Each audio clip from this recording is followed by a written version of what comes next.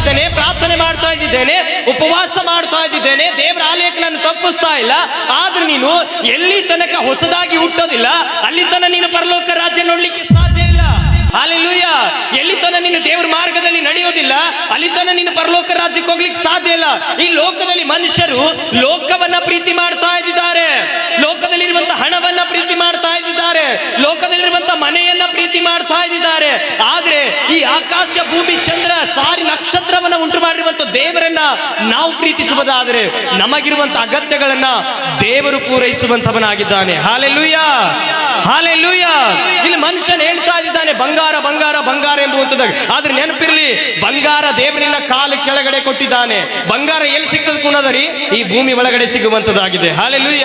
ಅದೇನು ಮಧ್ಯದಲ್ಲಿ ತೇಲುವಂತದಲ್ಲ ಬಂಗಾರ, ಆ ಬೆಳ್ಳಿಯನ್ನು ಮಧ್ಯದಲ್ಲಿ ತೇಲುವಂತದಲ್ಲ, ಆ ಹಣೆಯನ್ನು ಮಧ್ಯದಲ್ಲಿ ತೇಲುವಂತದಲ್ಲ. ದೇವರು ನಿನ್ನನ್ನ ಪ್ರೀತಿ ಮಾಡಿ ಎಲ್ಲದಕ್ಕಿಂತ ಉನ್ನತವಾಗಿ ಅದರ ಮೇಲೆಗಡೆ ದೇವರು ನಿನ್ನನ್ನು ನಿಲ್ಲಿಸಿದ್ದಾನೆ. ಹಲ್ಲೆಲೂಯ.